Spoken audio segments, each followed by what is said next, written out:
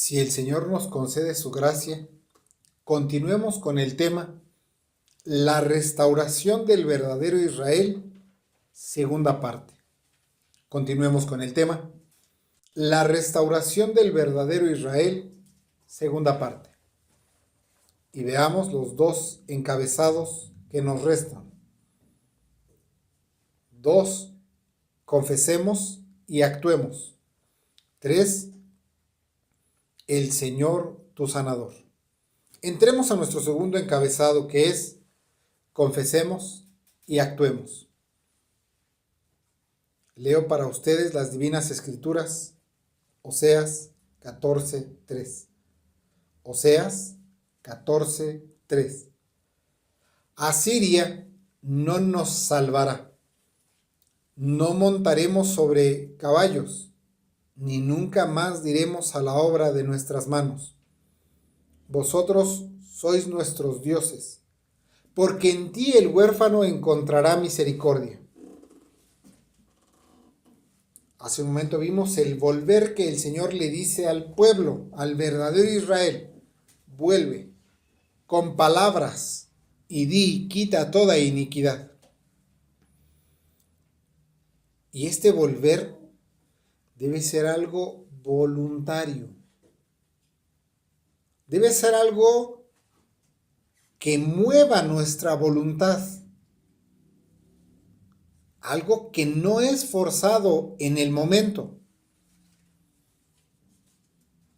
Este regreso no debe darse porque nos descubrieron en el pecado o porque ya no tuvimos de otra, sino que debe surgir de un genuino interés por recuperarnos de un terrible estado.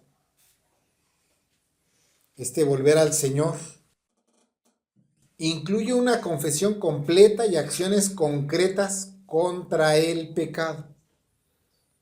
Aquí vemos por lo menos dos pecados sobresalientes que cometió el pueblo de Israel. Uno de ellos es la confianza en el hombre y el otro pecado es la falsa adoración o idolatría. Enseguida vamos a entrar a eso. Uno de ellos es la confianza en el hombre y el otro pecado es la falsa adoración o idolatría. Ellos debían traer sus pecados, no para presumirlos, sino para confesarlos. Ese confesarlos es descubrirlos delante del Señor. Hacer una confesión, decir lo mismo que dice el Señor. Aquello que el Señor considera como pecado, nosotros debemos considerarlo pecado. Lamentablemente, el desconocimiento de la ley de Dios muchas veces, en una conciencia que no ha sido iluminada por su palabra, no alcanzamos a mirar todo lo que el Señor considera que es pecado. Por lo tanto, en la medida que somos iluminados, es como también vamos confesando pecado. El pecado se confiesa delante del Señor. Y esto se dice así en contra de aquellas enseñanzas que dicen que el pecado se confiesa delante de los hombres. Eso también tiene sus aclaraciones y sus implicaciones. Cuando una oveja trae pecado confesado ante el pastor, es para que se trate su situación y se vele por los intereses del Señor y se lleve a disciplina.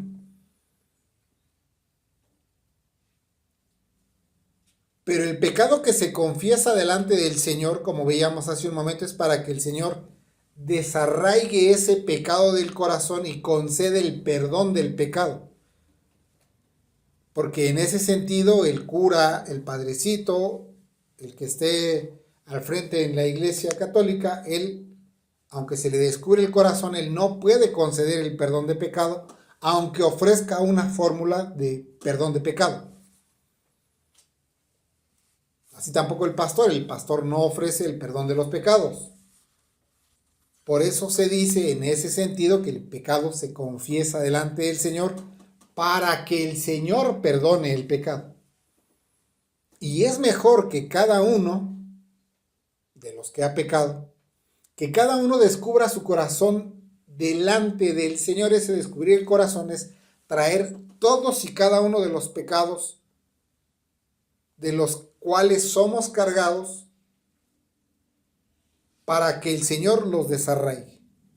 Descubrir nuestro corazón delante del Señor antes que el Señor descubra nuestros corazones mediante alguna providencia o por algún juicio. ¿Puede el Señor traer alguna providencia o algún juicio para descubrir nuestros corazones? Definitivamente sí. El Señor tiene soberanamente esa potestad, y más cuando desea que una situación sea tratada en la iglesia. Cuando el Señor desea que una situación sea tratada en la iglesia, va a surgir pecado. El pastor puritano John Owen lo expresa en los siguientes términos, cito: Dios espera una confesión completa y voluntaria de los dos grandes pecados que arruinaron a su pueblo: la confianza en el hombre y la adoración falsa o idolatría.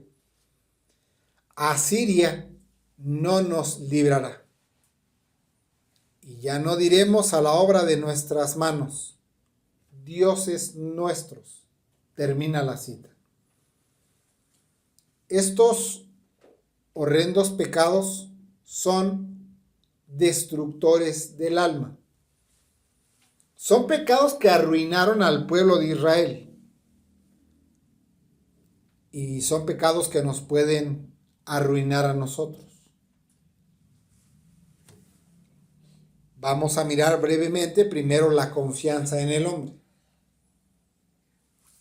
La confianza en el hombre es un terrible pecado que por su paso constante en el corazón se ha normalizado tanto que incluso denunciarlo se ha vuelto algo casi escandaloso o de tropiezo. Es muy común el pecado de confiar en el hombre. Y es tan normal que si alguien viene y nos dice que confiar en el hombre es pecado, para nosotros casi es una cuestión de tropiezo. Porque nos apoyamos tanto en el hombre que pensamos que no es pecado. Pero noten que esta confesión conlleva algo particular, y es que además de la confesión debemos enmendar el camino. Pues el Señor les había denunciado su alianza pecaminosa con Asiria. Una alianza que los entonteció para las cosas espirituales. Oseas 7:11. La profecía de Oseas en su capítulo 7, versículo 11. Lo leo de la versión en inglés. Efraín también es como una paloma tonta, sin corazón. Llaman a Egipto, van a Asiria. Ellos esperaban que al generar esta alianza con Egipto y con Asiria, tendrían cierto respaldo económico y militar frente a sus problemas. Israel como nación genera alianzas con Egipto. Muchas veces esas alianzas se dan por medio de alianzas económicas. Estoy hablando en el pasado. Eso no significa que ha cambiado mucho. Otra forma en la que se daban alianzas era que los príncipes del pueblo iban y se casaban con las princesas de Egipto. De esa manera se generan alianzas humanas. ¿Para qué? Para que Egipto se sintiera comprometido a ayudar a Israel cuando tuviera problemas. Aquí Israel, les recuerdo que no es todo Israel. ¿En qué sentido? Aquí Israel es tomado como el reino del norte. El reino del sur es Judá. En Judá están reinando, valga la redundancia, la línea de David. Y en el reino del norte, que es el reino de Israel, hay una serie de reyes que no tienen una sucesión necesariamente. Israel, que es el reino del norte, está generando estas alianzas con Egipto. Y el Señor les está denunciando estas alianzas con Egipto y con Asiria. Porque ellos pensaban que al generar estas alianzas ellos tendrían respaldo económico y militar frente a sus problemas. Ese es el pecado de poner la confianza en el hombre. Eso es lo que el Señor les está denunciando como confianza en el hombre. Que cuando tuvieran algún problema con otro reino, pueblo o nación, entonces Asiria sería un buen referente a fin de que humanamente se sintieran respaldados. Esta alianza se va a quebrantar muy pronto en el tiempo. ¿Por qué? Porque el Señor determinó abandonar. Después el Señor le dice a Israel: si no te arrepientes, tus amantes te van a despreciar. Esos a los que tú buscaste ya no te van a querer. Lo cual en la historia sucede. Los aliados de Israel después le dan la espalda. Aunque Israel le haya dado sus príncipes, aunque Israel le haya dado tributos, Asiria le va a traicionar. Mientras, el Señor le está anunciando: arrepiéntete de confiar en el hombre. Pero Israel experimenta que Asiria es un buen referente humano cuando estuviera en problemas y si estoy respaldado. Es como el niño problemático de un grado inferior en la escolarización, digamos, segundo o tercero de primaria, y va y busca problemas. Y cuando ya se mete en problemas, les dice a los demás: tengan cuidado porque mi hermano está en sexto. Algo así es lo que está sucediendo aquí con Israel. Está apoyándose en una alianza humana para pretender que tiene un respaldo. Y eso es lo que el Señor le dice: que al poner su confianza en el hombre está pecando porque no está depositando su confianza en Dios. Dios les había dicho que Él sería su defensor,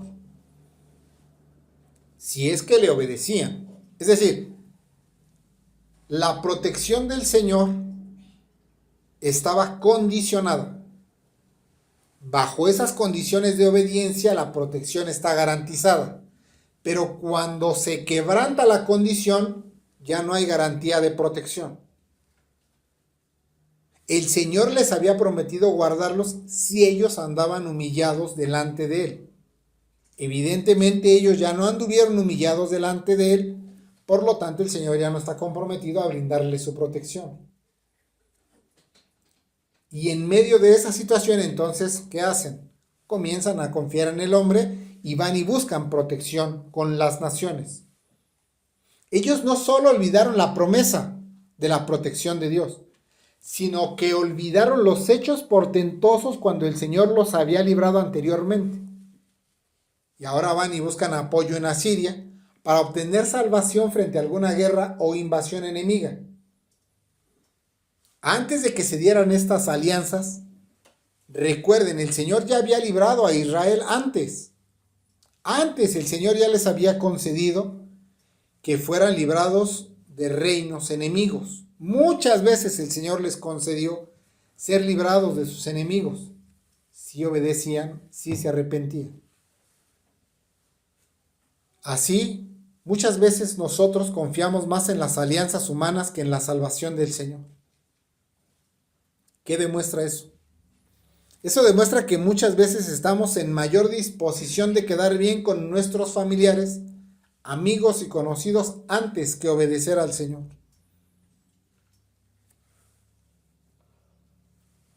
Si su familiar llega de una entidad federativa distinta en donde usted radica y llegan previo al día del Señor y usted tiene la adoración del día del Señor, ¿con quién va a quedar bien?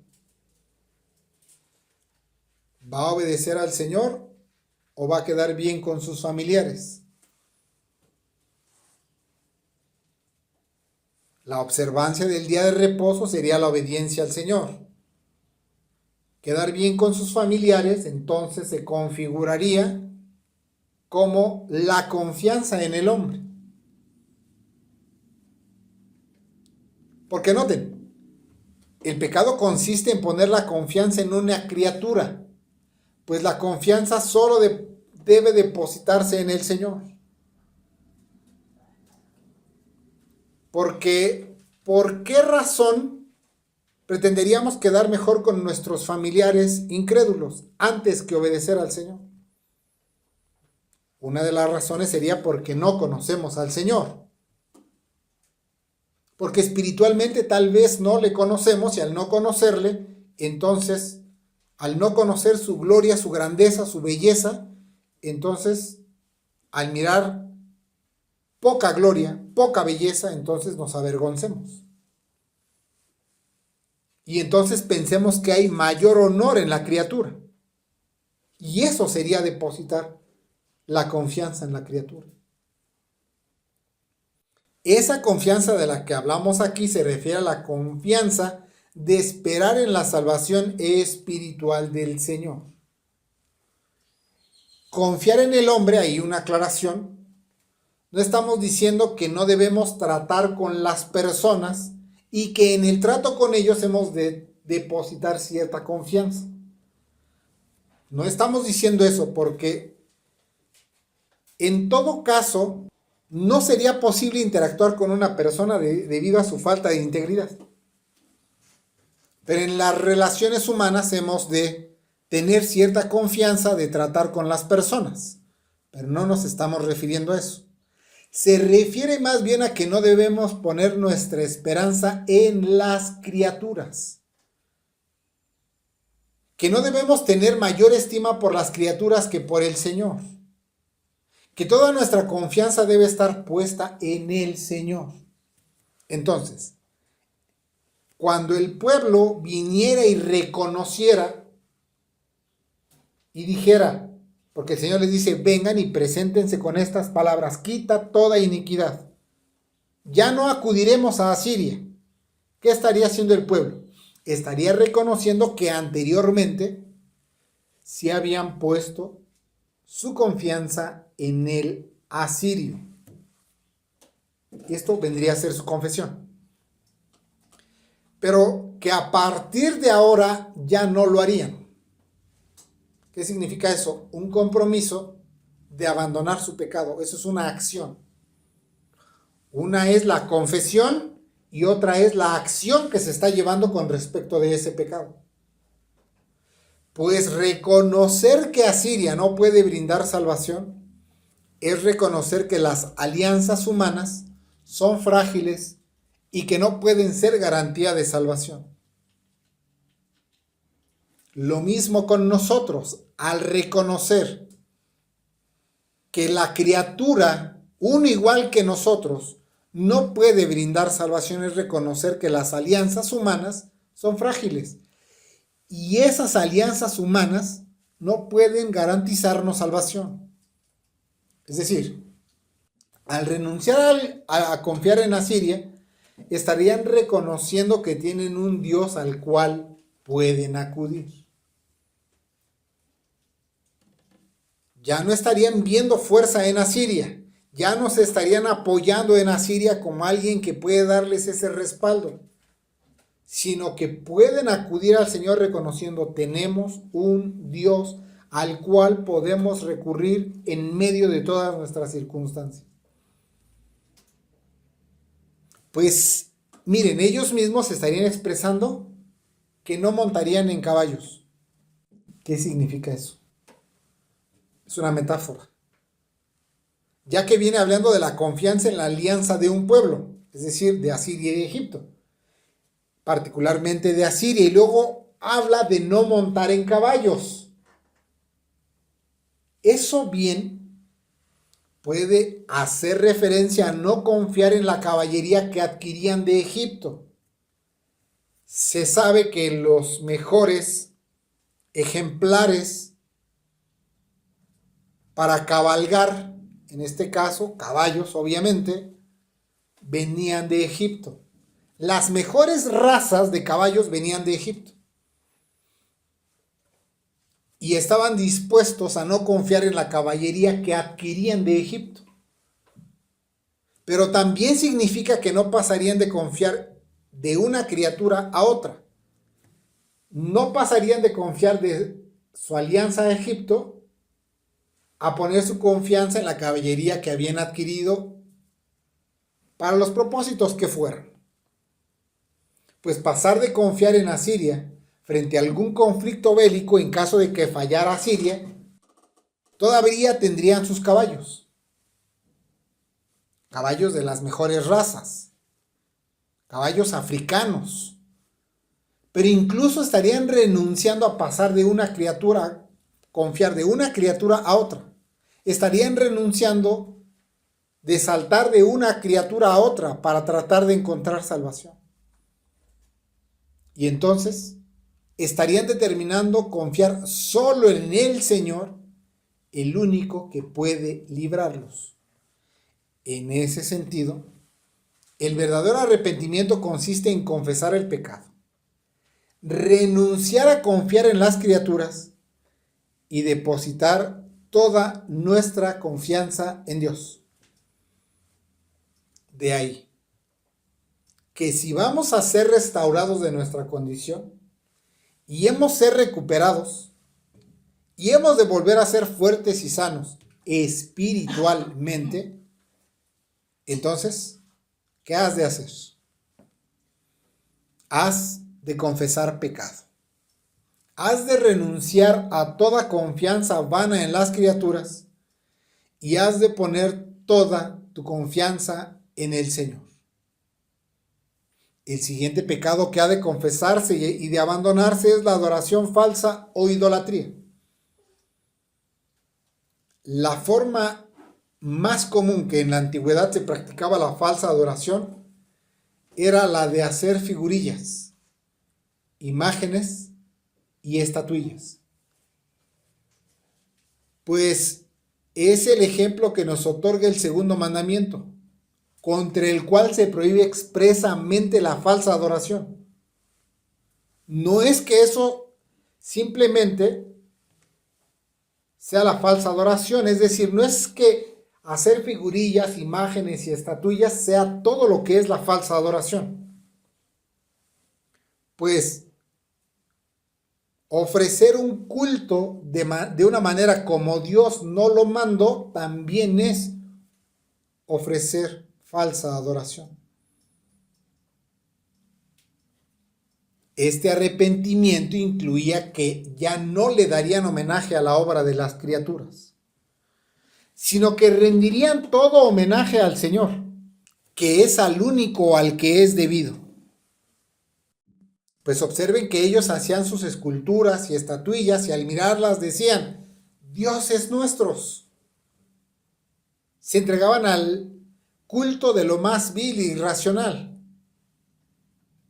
Le decían a la obra de sus manos, iban y hacían cosas con sus manos, los moldeaban con sus manos, los metían al horno o lo llevaban con el alfarero, los tallaban con sus manos, de cosas que ellos veían que se hacían e irracionalmente iban y les decían dioses nuestros.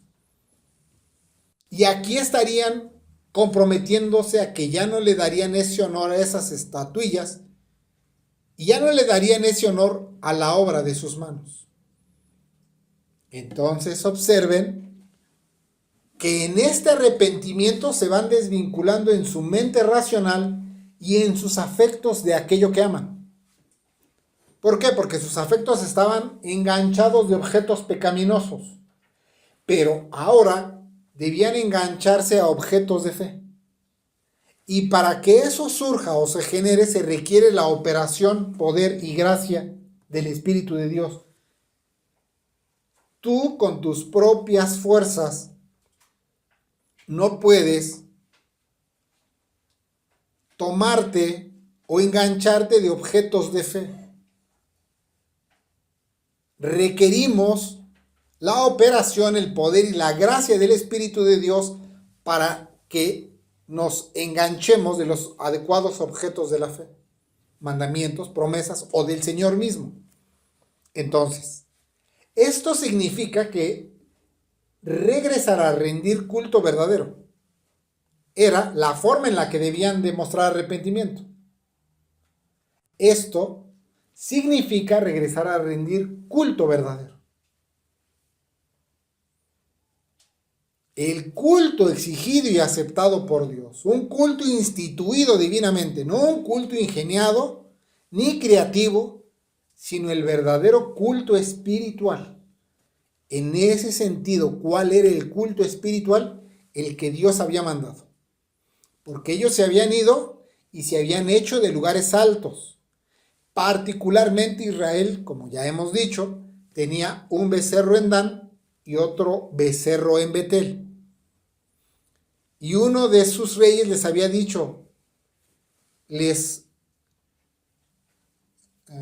fundió o les entregó estos dos becerros de oro y les dijo, aquí están tus dioses, sírvelos Israel. Y este rey les dijo, ya no vayan más a Judá, ya no bajen, o ya no suban a Jerusalén, ya no vayan más para allá, aquí están tus dioses, sírvelos. No solo se trata de dejar la estatuilla, no solo se trata de dejar el idolillo, sino que significa regresar a rendir culto verdadero, el culto instituido por Dios, el culto que es aceptado por Dios, un culto en donde se emplea la fe, que es la fe. El mandato soportado por Dios o instituido por Dios y la promesa. Si ofrecen un culto que es mandado por Dios mediante una promesa, entonces es un culto espiritual.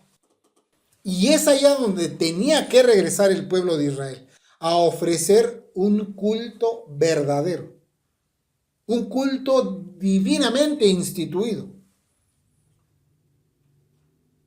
Adicionalmente, nosotros debemos comprometernos a no poner nuestra confianza y nuestro corazón en las ganancias de este mundo. ¿Por qué? Porque además de que tenemos que regresar al culto, debemos de observar el culto de Dios. Pudiéramos pensar, bueno, nosotros ya no tallamos idolillos, ya no tallamos estatuillas, ya no nos fundimos imágenes. Bueno, ¿cuál sería el compromiso entonces para nosotros? No poner nuestra confianza y nuestro corazón en las ganancias de este mundo. Pues cuando nuestros afectos están vinculados y aferrados a objetos pecaminosos, entonces desearemos las ganancias de esta tierra como si fueran las mismas bendiciones de Dios. De los lugares donde el Señor nos sacó, se insistía y se decía, y a ustedes les tatuaron en la mente, que la bendición de Dios es una bendición material. Y no. Las bendiciones bajo el nuevo pacto son bendiciones espirituales.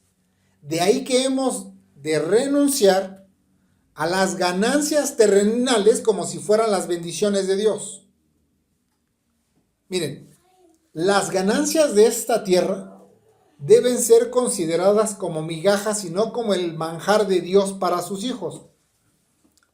Adviertan esto, hermanos. Y es que esto es un entendimiento, esto no es, ahora como ustedes ya vienen a un lugar de reunión de una iglesia reformada, entonces ahora sustituyan eso por esto y ya no deseen las ganancias de esta tierra. No, no se trata de eso, no se trata de sustituir conceptos, porque estaríamos haciendo el mismo paso que hicimos de dejar el catolicismo para ahora abrazar el evangelicalismo. No. Los que son hijos de Dios, los que son regenerados, consideran las ganancias de esta tierra como migajas.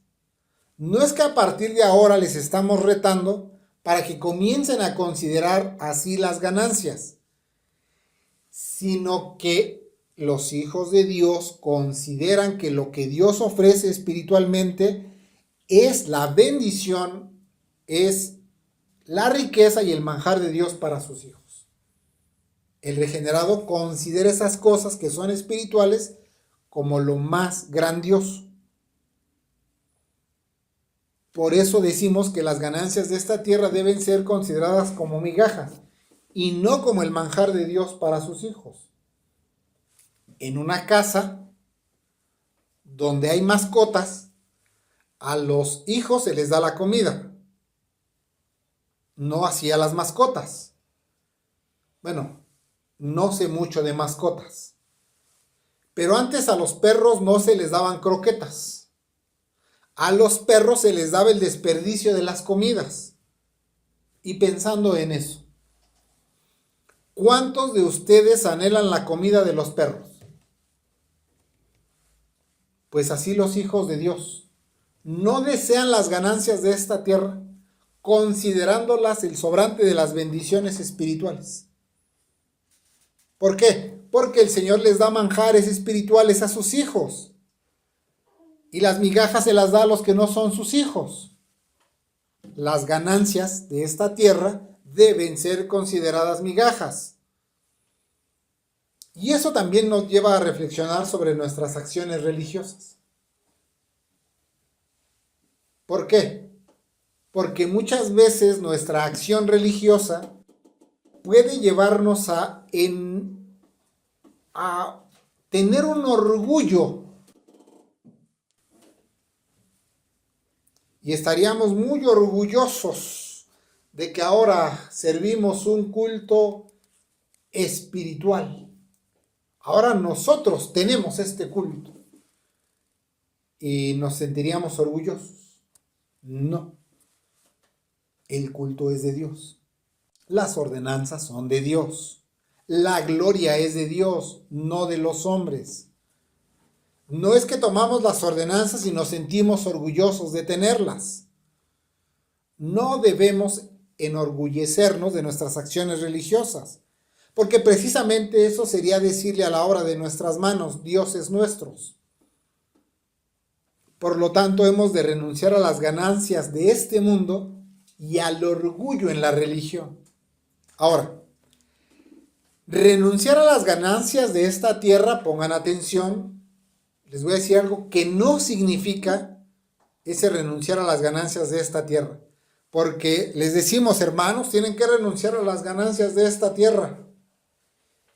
Y como no me están siguiendo en el hilo de lo que estoy diciendo, entonces tengo que aclararles lo que no significa esto. Renunciar a las ganancias de esta tierra significa no poner nuestra esperanza en las posesiones materiales. Y eso no significa que usted deba hacer un voto de pobreza.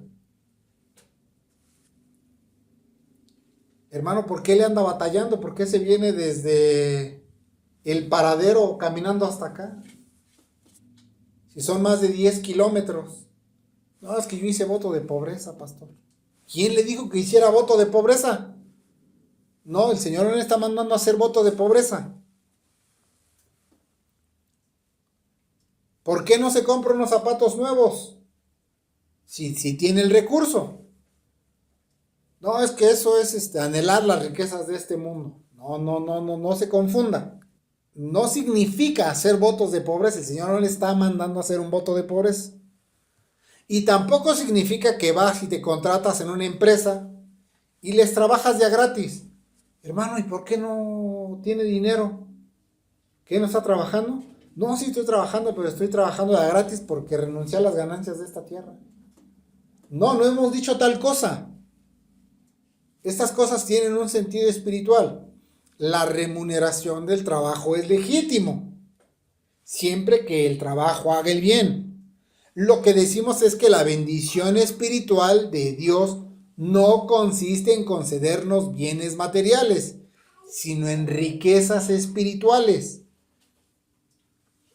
Ahí hemos de aplicar sabiduría.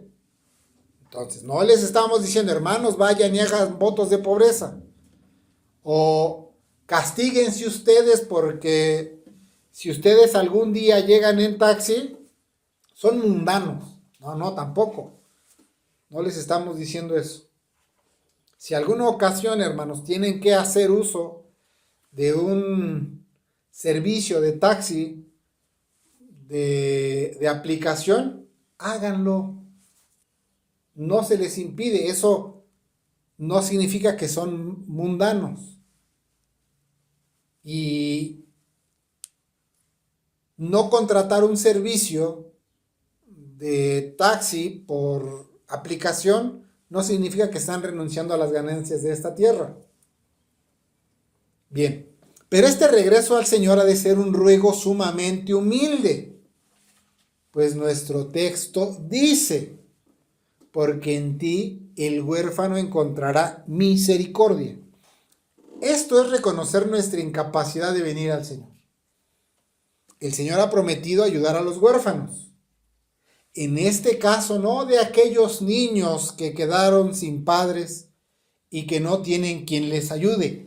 Ese huérfano que no tiene padre y que no tiene quien le ayude, nos ayuda para emplearlo como metáfora para que nos miremos en esa condición sin la ayuda del Señor. Sin embargo, no se refiere a la orfandad literal. Porque si pasamos de cierta edad de la niñez, ya no aplica para nosotros la orfandad. Es decir, que usted sea un hombre de 50 años y que recientemente murió su padre, no es que ahora ya soy huérfano, no, usted no está en una condición de orfandad. Aquí lo que nos ayuda esa orfandad es para decirnos que estamos sin la ayuda del Señor. Porque en ti el huérfano encontrará misericordia. El huérfano es venir y reconocernos. Sin tu ayuda estamos en una terrible situación. ¿Cómo está el huérfano? En una terrible situación. Cuando nosotros venimos delante del Señor y nos reconocemos huérfanos, nos reconocemos en una condición deplorable, pero hay muchas promesas de misericordia de parte del Señor para el huérfano. Decía, por ejemplo, el Señor, no ciegues todo de tu campo, guarda algo para el huérfano. ¿Lo dijo enteramente por el huérfano? ¿O lo dijo por aquel que mirándose en una condición deplorable espiritual podía regresar al Señor? Lo dijo en un sentido espiritual. Entonces se refiere a venir con humildad ante el Señor, reconociendo indignidad de nosotros y hallando que Él se complace en ser el Padre de aquellos que se humillan. Y es a quienes se humillan que les concede que le llamen Padre. El Señor aborrece a los soberbios y da gracia a los humildes. En este caso, ¿qué es la humildad? Reconocerse en una situación de orfandad si no recibimos la misericordia del Señor. Bien, pero veamos una promesa más con respecto de esta restauración y para eso pasemos a nuestro tercer encabezado, que es el Señor tu sanador. Nuestro tercer encabezado es el Señor tu sanador. Estamos en el tema de la restauración del verdadero Israel, segunda parte. Nuestro tercer encabezado es el Señor, tu sanador. Dicen las divinas escrituras en Oseas 14:4. Leo para ustedes. Yo sanaré su apostasía. Los amaré de pura gracia, porque mi furor se apartó de ellos. El Señor es el sanador de su pueblo. La ira y el enojo del Señor es reflejo de su justicia y santidad. Repito eso. La ira y el enojo del Señor es reflejo de su justicia y santidad. ¿Qué quiere decir eso? Que lo más adecuado era que por esa santidad el Señor estuviera airado con su pueblo que se había apartado. Es lo más justo que el Señor se enoje con su pueblo que se aparta. ¿Por qué? Porque es reflejo de su justicia y santidad. Es justo que el Señor hubiera estado airado con aquellos que siendo suyos se habían apartado de él. Pero noten esto. A pesar de todo eso, a pesar de que es justo que el Señor hubiera estado enojado con ellos, el Señor concede que su ira no será destructiva, sino que manifestará paciencia al aplacar su ira y concedernos amor si es que llegamos a Él, ante Él con palabras y con la actitud adecuada que Él nos mandó a ofrecer delante de Él. El Señor podía aplicar ira destructiva sobre nosotros, pero determinó no hacerlo. ¿Está airado? Sí, pero no ha aplicado una ira destructiva sobre nosotros, ni sobre aquellos que siendo suyos han pecado y se han alejado. ¿Por qué? Porque su ira es para arrepentimiento. Si volvemos en los términos que Él nos concede. En ese sentido, muchos se retraen de volver al Señor. ¿Por qué? Porque como saben que Dios está justamente airado con los pecadores, mejor no regreso porque el Señor está muy enojado conmigo. Y es verdad que Dios está justamente airado con los pecadores. Sin embargo, ya nos dijo cómo tenemos que regresar, si hemos de volver a Él. Si estando airado nos dice que volvamos, es porque ha de extender misericordia y ha de aplacar su ira. En ese sentido, si el Señor ya te dijo que vuelvas, habiendo estado en una condición pecaminosa, ¿por qué temes? ¿Por qué temes el regreso? Si reconoces tu condición y has de volver al Señor, y si vienes en los términos de Dios, ciertamente serás recibido. Pues aunque el Señor está justamente airado a causa de tu pecado, si te acercas como el Señor manda en su palabra, no debes temer el rechazo, sino de albergar esperanza que serás recibido. Si vienes al Señor con humildad y sumisión, confesando tu pecado y apartándote de ellos, entonces tienes una base para volver a acercarte al Señor. ¿Por qué? Porque Él lo dijo. No porque se nos ocurrió a nosotros, no porque el predicador quiere hacerte regresar simplemente, no porque es un mensaje motivacional para que vengas al Señor. Tenemos un sustento de su palabra para regresar. Por eso no debes temer el rechazo. Tienes una base y un fundamento para volver a acercarte al Señor. ¿Por qué? Porque Él lo dijo.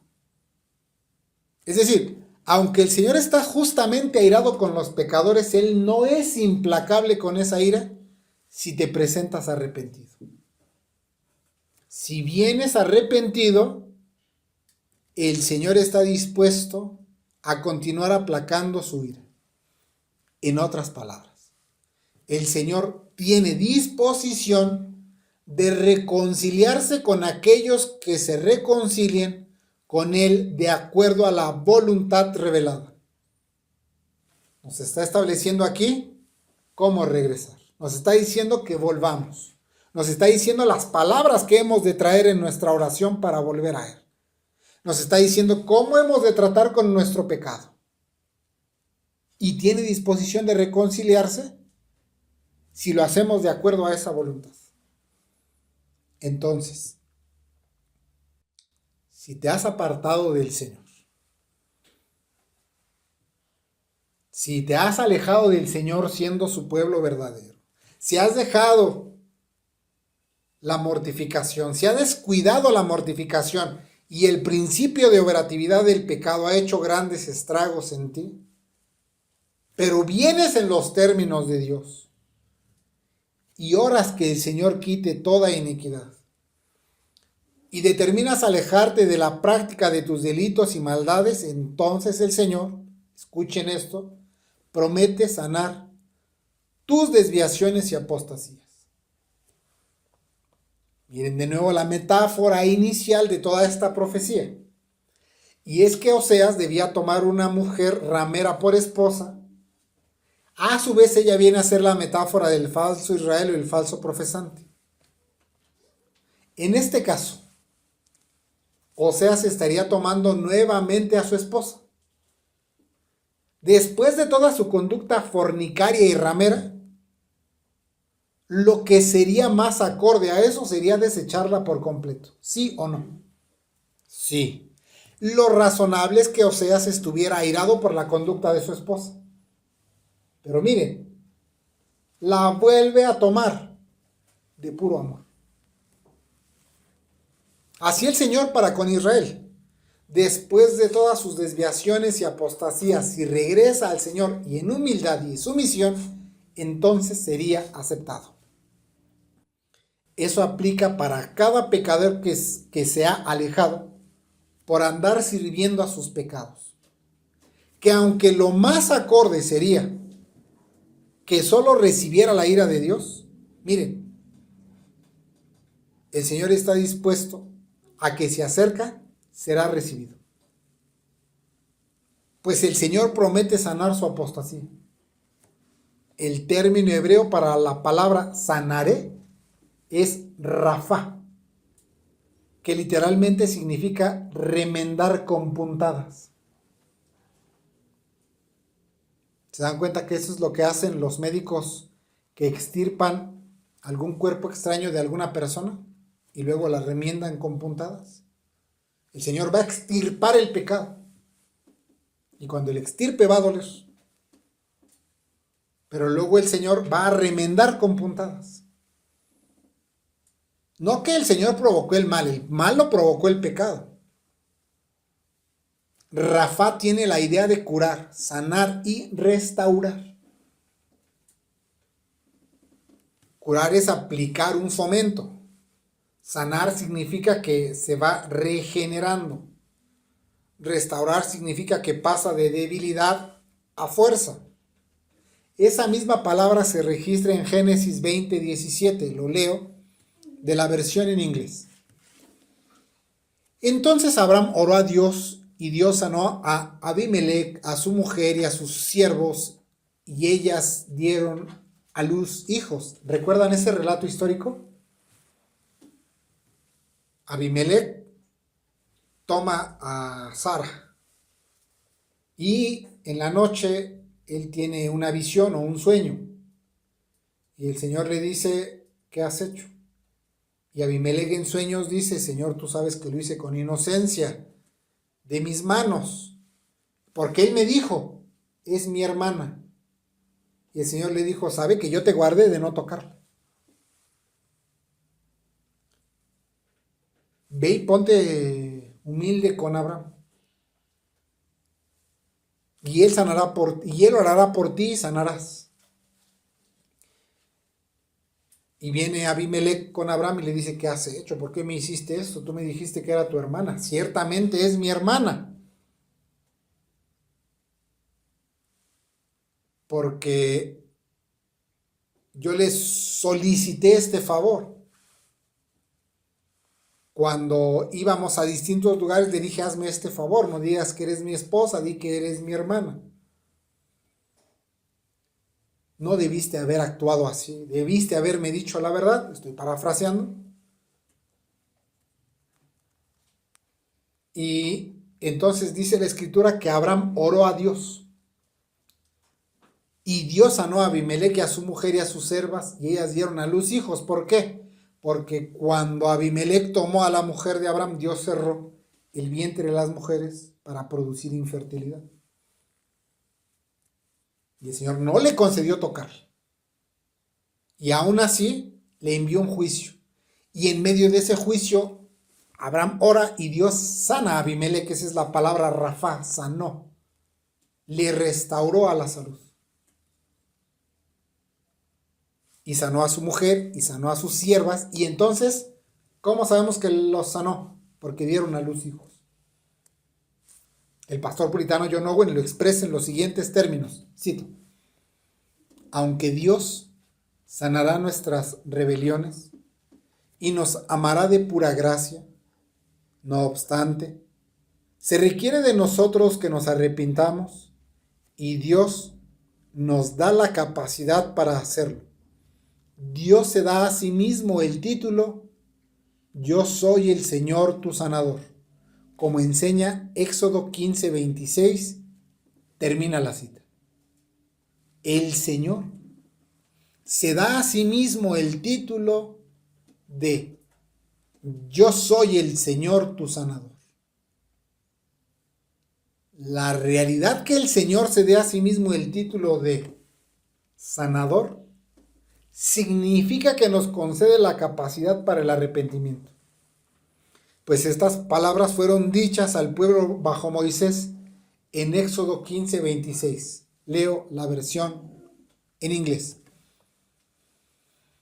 Y dijo: si escuchas atentamente la voz del Señor tu Dios, y haces lo que es recto ante sus ojos, y prestas oído a sus mandamientos, y guardas todos sus estatutos, no te impondré ninguna de las enfermedades que he impuesto a los egipcios, porque yo soy el Señor que te sana. Estas palabras, ¿en qué contexto fueron dichas? Fueron dichas en el contexto cuando los hijos de Israel salieron de Egipto, ¿se acuerdan? El Señor les concede grande liberación y estaban alegres por esa salvación. ¿Por qué? Porque vienen siendo perseguidos por Egipto, pero enfrente tienen el mar. No tienen escapatoria, no tienen salida, y entonces se voltean y murmuran contra Moisés: ¿por qué nos trajiste aquí para morir de esta manera? Estaban en grande aflicción y en contra de Moisés. Y a pesar de todo esto, el Señor los sacó de aquel lugar. Ustedes recordarán el relato bíblico de cómo el Señor libra a Israel de aquella circunstancia. Luego de eso, ya que pasan el mar, llegan a un lugar donde no había agua. El relato escritural nos dice que 3 días anduvieron sin hallar agua. ¿Y qué pasó cuando por fin hallaron agua? Llegaron a un lugar con agua y el agua era amarga. ¿Y cómo reaccionó el pueblo? Bueno, ¿cómo reaccionarían ustedes? ¿Con fe o con murmuración? No me respondan. Lamentablemente, el pueblo reaccionó con murmuración. Y eso es muy diciente de nuestro estado y condición, hermanos. No piense que usted de inmediato actuaría con fe. Somos muy débiles. En medio de ese contexto, Moisés clamó al Señor y el Señor le mostró un árbol. Y cuando hubo echado el árbol en las aguas se hicieron dulces. Esto fue para probar al pueblo, y en ese contexto el Señor les dice y dijo: si escuchas atentamente la voz del Señor tu Dios, y haces lo que es recto ante sus ojos, y prestas oído a sus mandamientos y guardas todos sus estatutos, no te impondré ninguna de las enfermedades que he impuesto a los egipcios, porque yo soy el Señor que te sana. Como ustedes saben, ese pasaje escritural ha sido abusado hasta el extremo por el evangelicalismo de nuestro tiempo, afirmando que los creyentes siempre recibirán sanidad física, es decir, una sanidad divina en sus cuerpos físicos. Lamentablemente mezclan inadecuadamente los misterios de Dios, los revuelven con los tiempos de Dios, los revuelven, no implican la soberanía de Dios, afirman la omnipotencia de Dios, olvidando los tratos de Dios en las distintas economías, ignoran voluntariamente los propósitos del Señor en todas estas cosas y por eso abusan de pasajes como este. Porque aunque efectivamente el Señor sigue siendo el sanador de su pueblo, bajo la economía del Nuevo Testamento en el Evangelio, ¿será que esta sanidad sigue siendo física? ¿O aplica de manera espiritual? Aplica de manera espiritual. Eso también es distinto de una sanidad interior, porque de unas décadas para acá que suenan las religiones de la nueva era o las religiones orientales, ahora dicen que todo lo que es interior es espiritual. Y si sana interiormente, sana espiritualmente.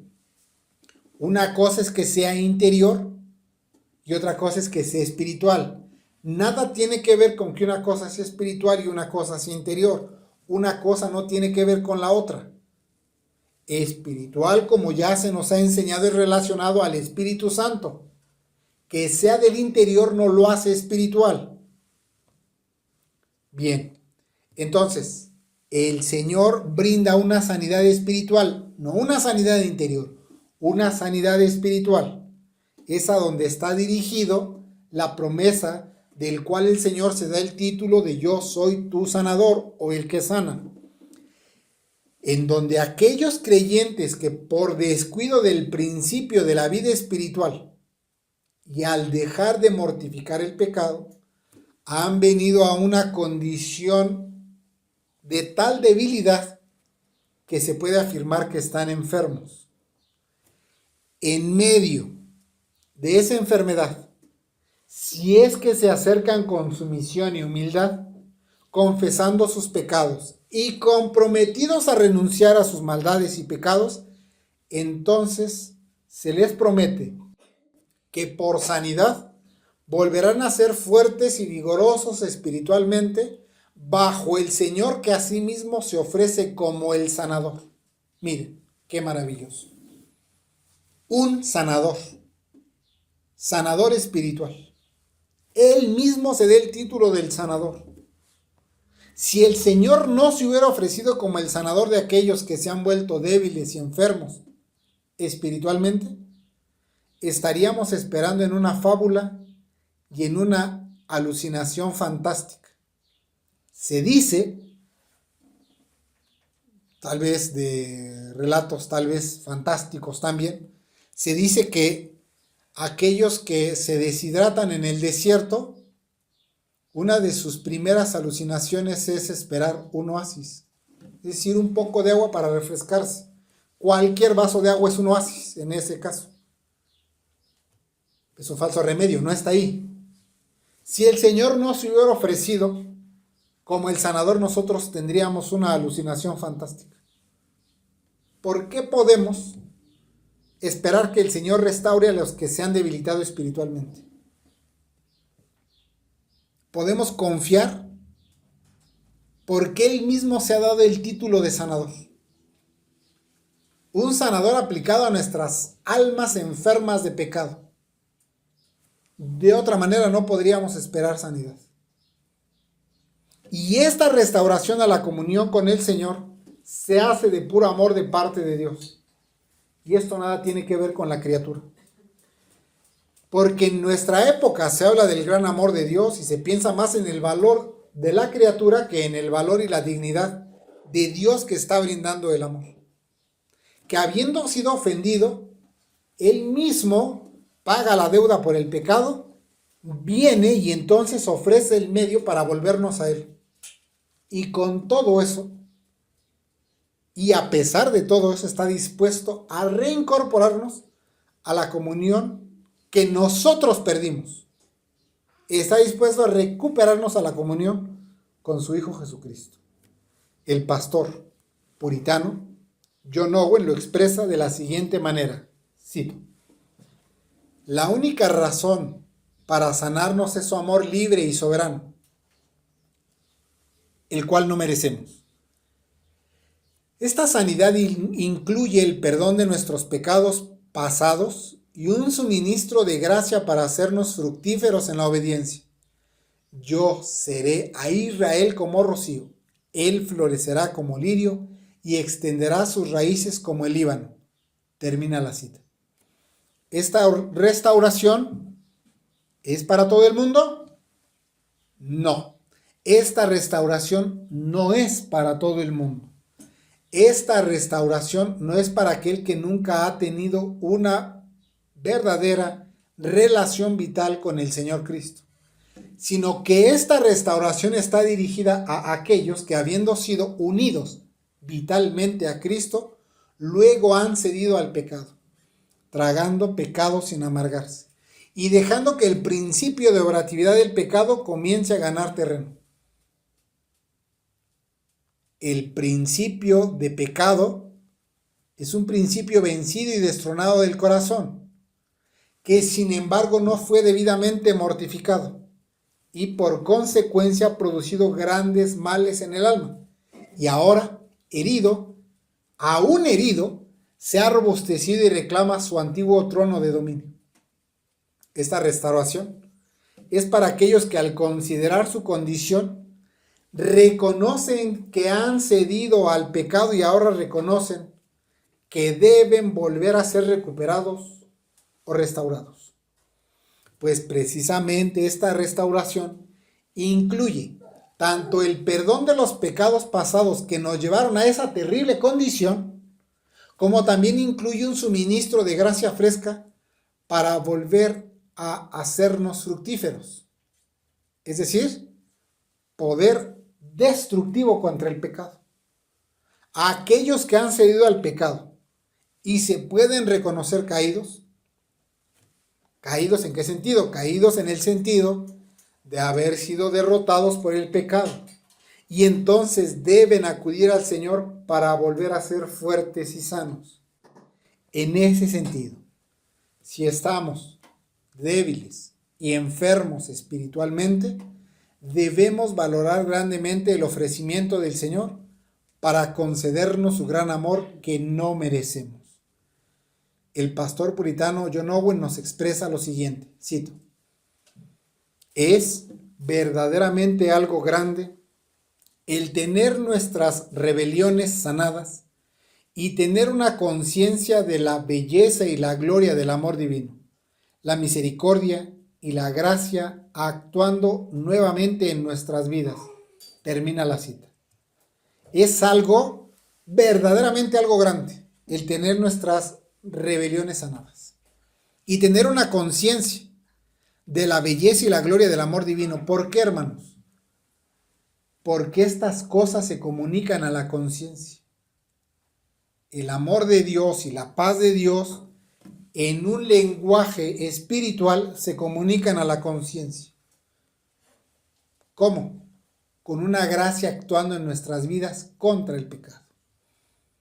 El principio de vida espiritual será restaurado, nos dice el Señor.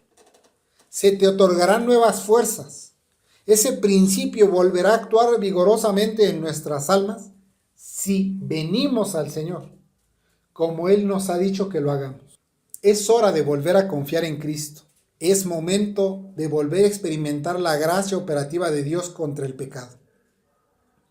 Pero debemos advertir que el pecado en esta condición ha dejado una profunda conciencia de pecado y de culpa. y no te dejará fácilmente. Si el Señor te propone este regreso, debes confiar. Aunque parezca que tu pecado en algunos momentos prevalecerá y casi te convence que puede vencerte, si confías en Cristo y solo en Él, la gracia del Espíritu se sobrepondrá y saldrá adelante. El pastor puritano John Owen lo expresa en los siguientes términos, cito: no se desespere para recibir tales manifestaciones frescas de la gracia divina. Obténgalas por medio de la fe en las promesas de Dios, tal como son ofrecidas mediante Cristo Jesús, el glorioso mediador. Termina la cita. Nuestra confianza debe apoyarse en Cristo y únicamente en Cristo. No se desespere de no obtener una victoria total de un día a otro contra el pecado. Pero sepa que si confía solo en Cristo, será completamente sano y restaurado. Si pones tu confianza solo en Cristo, obtendrás ese vigor que te restaurará la comunión con el Señor y volverás a experimentar un nuevo poder destructivo del pecado. Volverás a experimentar amor al Señor, amor a su ley, fuerza en la obediencia, que te hará aborrecer la iniquidad y amar a Dios. Oremos al Señor.